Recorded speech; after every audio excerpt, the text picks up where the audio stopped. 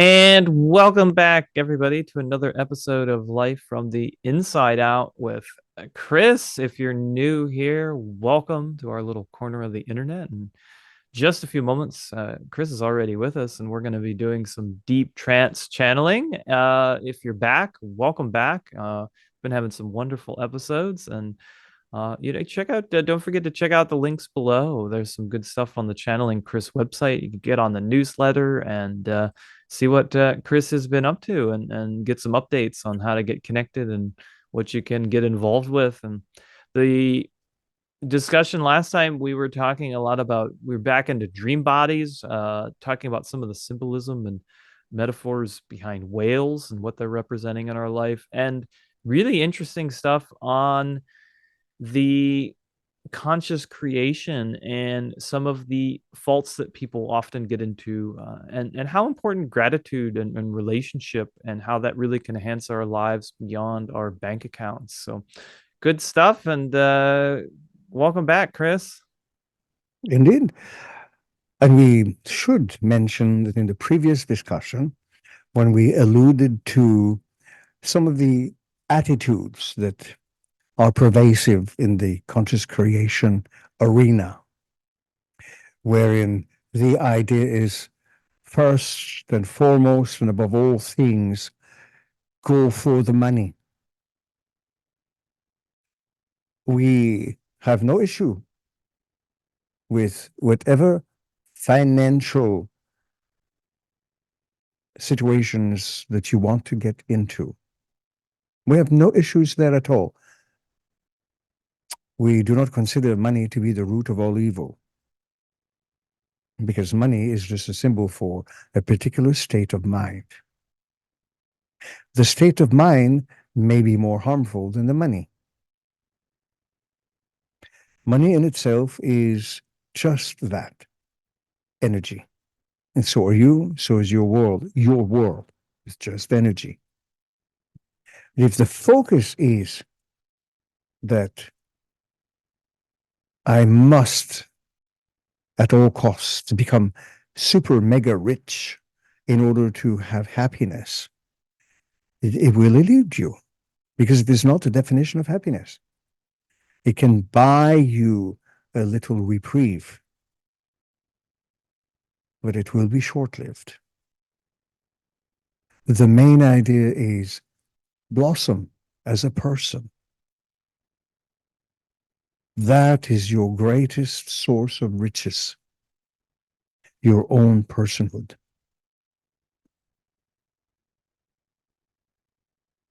So the idea that you can use your mind for any particular purpose is correct, but know what purpose is most beneficial to you. And again, as we mentioned, we are reiterating that the mind is the most powerful thing in the cosmos. It can be used to completely change your life. And we are offering a series of mini workshops that can be found on the website that will enable you to change your life, that will enable the participant to transform their existence, not simply by wishful thinking, but by doing a very precise set of processes, not a magic formula, but a very precise set of processes that transform your ability to use your mind to its highest potential, which includes developing higher intelligence. So that is extremely beneficial.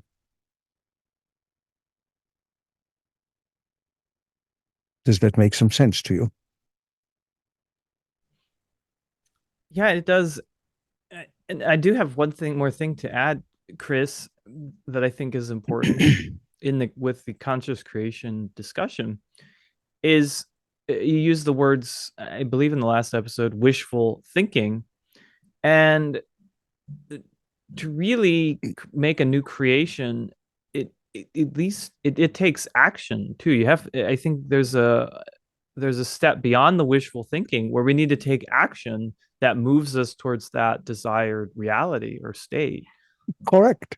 Yeah. For instance, if you wanted to, say, become an astronaut, you cannot simply go from 20 years of sitting on your couch to go up to NASA and say, hey, guys, I'm here now. Let's go. You have to have rigorous training. The same, anything that you want to do, you have to apply to certain processes. You want to become a genius, you have to take so many different types of educations. You want to win the Boston Marathon. Again, you cannot do that simply from going off your couch, thinking that because you are there, you will win it. You must train your body, your mind. You must become fully aware of what endurance is, what persistence is, what tenacity is. So all of these things are necessary. But the same thing, you cannot ask a 5-year-old to simply walk in and graduate summa cum laude from the university. He has to go through the stages of education. So there are stages of understanding. And most of the stages of understanding do not involve learning secrets.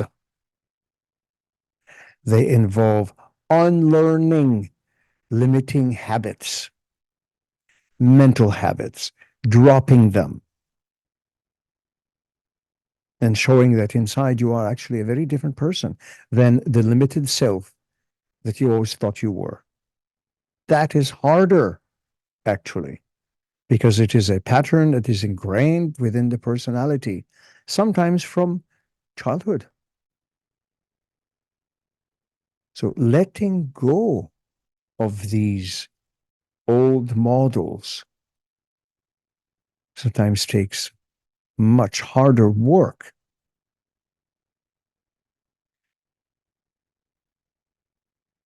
Once you recognize this, then you can work at creating that new you that you want. Approximately 10 years ago, Joseph met a very nice young man who was into graphic design and website building. Over that decade, this young man has become a phenomenon in the bodybuilding world by training, by persistence, and especially by dropping all the old conditioning that told him he could never accomplish those things, so that now he can. And he is now a particular kind of body training life coach. He is very successful at it, and he has the awards to prove, and he has the physique to prove what he did. So this young man didn't sit on the couch just mm, reciting some incantations. He went out there and he invested the equity of his sweat, and he worked at it, and he maintained a very specific mindset. And now he has achieved what he set out to. And now comes the further phases of his experience by helping others also get there.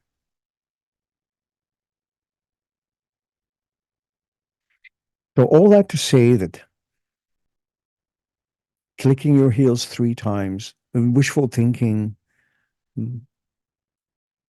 unicorn mentality is very nice for what it is, but it won't get you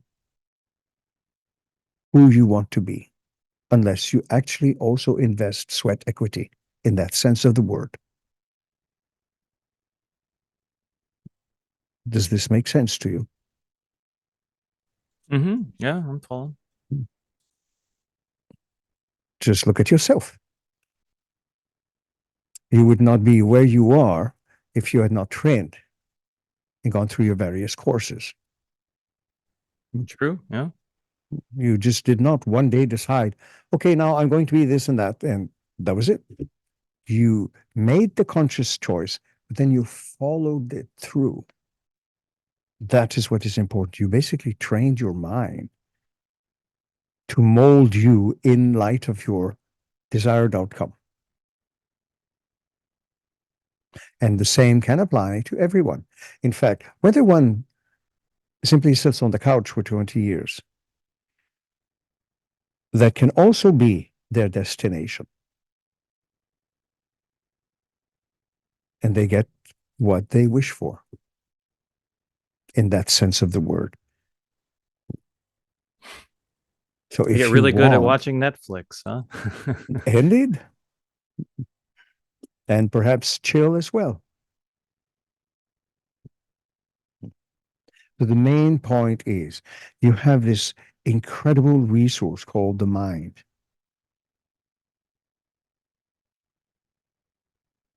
It has been said erroneously that you only use 10% of it.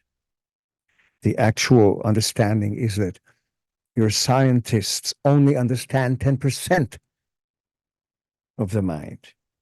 It doesn't mean you only use 10%, you only understand 10%. Imagine the rest of the potential, that other 90%. What the heck are you doing with it? So you have enormous potential. You can break your own glass ceilings. You can break free from your own self-imposed prisons of trauma and tragedy. But you are the only one that can do that. No one can come and say, oh, yes, we will do it for you. It doesn't work that way.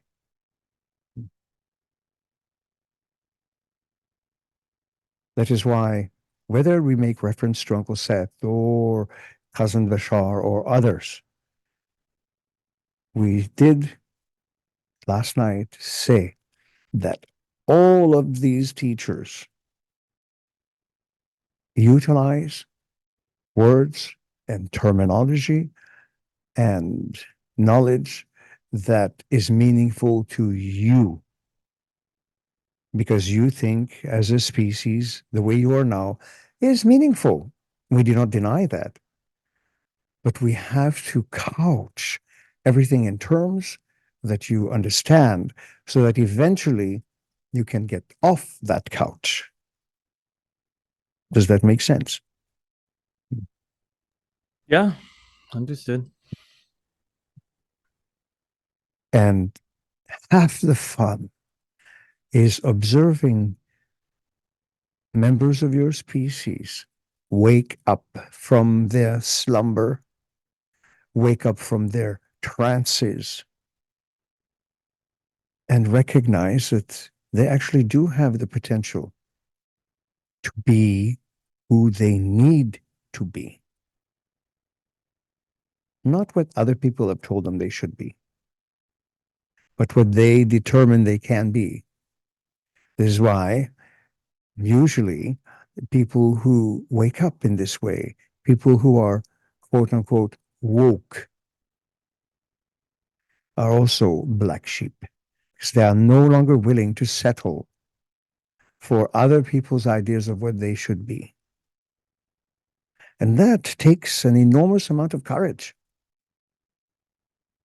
to be able to recognize if I do things the way I feel I should do, perhaps I might hurt someone's feelings, but perhaps not. Perhaps you might actually be showing them that they too can leave behind their self-imposed prisons and flourish. That is the whole idea behind the process. Does that make sense to you? Yeah, it's an important process. Hmm. More important than you realize. I had a question about that too, Kris. Go ahead. Go ahead. When you're talking about initially beginning to question the status quo or perhaps the mass ideas, is there a natural period where the natural response is to maybe fight against it, and then that matures when somebody then becomes more confident in the new ideas, that they no longer feel the need to sort of fight against that status quo?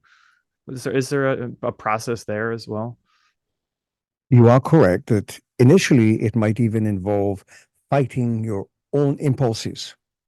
And you might even be tempted to suppress the impulses to question the status quo. You might even feel guilty, bad about it.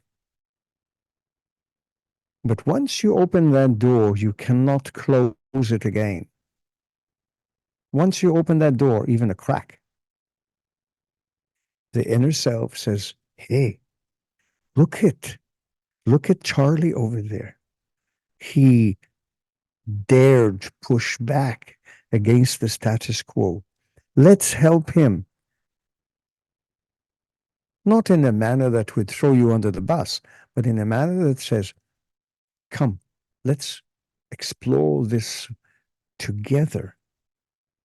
So you might have all sorts of different aspects or other selves that have already made those explorations to one degree or another, and then they will help. You might have insights that may even feel like it's blowing you away. You might have sudden bursts of knowledge that you did not know you had. You had it all along, but you just kept it quiet. You might be able to see the world change. You might be able to see that you can also be different. And that begins the process. It is like sending out an invitation. Dear universe, I think I am ready to break my own prison. Why don't you send me some help? Of course, the universe will comply because it is an opportunity to be different. Even if you don't know what that means, and you don't have to know what everything means, but just enough that you are experiencing a new kind of freedom, a freedom to express yourself that you did not dare own before. And that brings a level of satisfaction that may even be unprecedented. It might begin to transform you and influence you. You might actually begin to like it. And even more so if your name is Mikey.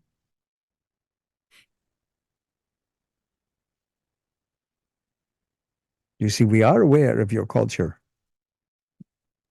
Yeah, that's an old that's an older one too. So yeah, that's funny. So, all in all, take a chance. Take a chance on you, which is another oldie. See, the You're messages are all there. You you're on a have roll, all Kris. the information. You just choose to see it in a different way. But once you see it this way, you may recognize that this stuff has been around you all your life. You just chose to wear blinders to your own potential. And once you recognize that feeling, you cannot unfeel that anymore. It is like taking one drop of the most delightful nectar in the universe. You will want a second and a third, and you will want it by the glassful. But you are the only one who can drink it.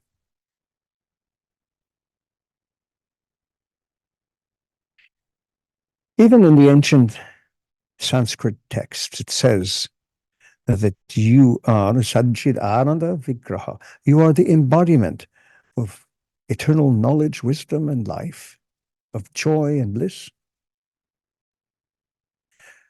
But you're the only one who can actually affect that in your life. It will not be active until you acquiesce to it.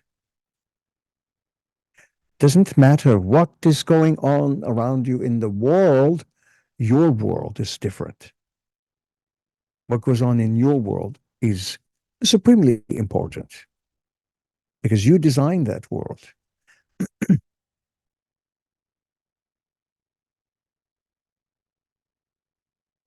Some people sometimes wish they could get out of the world.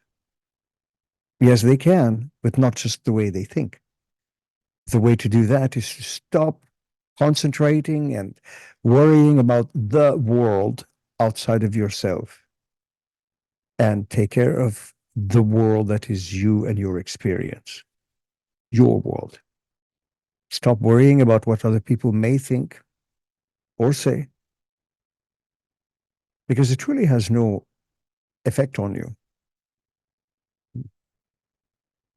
And pay attention to what is going on in your awareness, in your mind. Be mindful. And we know it is a bad word, but be woke.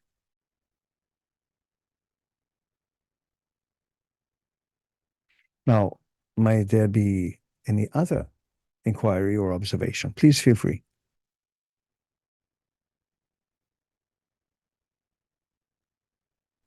Well, I've been kind of asking as we've been going along. Yeah, yeah. I've thought a little deeper about the the the conscious creation and just without the gratitude piece, there there's nothing, like you said, there's nothing wrong with funds in the bank account, but without the gratitude piece, there's no enjoyment of it. It's just a number. So it's yeah, it just, I think it comes down to that moment a moment awareness, and appreciation of that, and even the challenges too. That's kind of with that wishful thinking philosophy. It's like you meet a challenge and you're like, well, what's wrong? And so it doesn't seem to fit with that. Indeed. But being grateful for that could be opportunities for growth. So there's all kinds of And elements that to is that. the point. You can see a situation in one of two ways.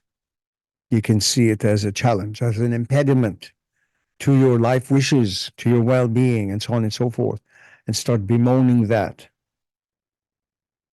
Or you can reframe it, flip it around, and see it as an opportunity for deepening your knowledge, your wisdom, and applying that knowledge. The two different mindsets. One is closed, one is open. Which pill do you want? Do you want the closed one or the open one? The closed one leads to nowhere very fast. The open one leads to everywhere very fast. So again, the choice is always the individual's. No one, not even ourselves, can make you select what you want.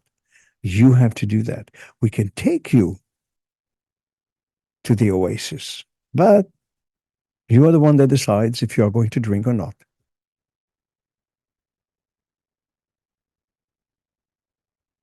Now, with that, we will return Joseph to you, and may all our viewers think for a moment. What pill do you want? The one that keeps you closed minded, or the one that opens your mind to the wonders of your universe? There is a choice to be made, and no one can make that for you. So, with that, we thank you and return Joseph. Well, thanks a bunch, Chris. Great episode.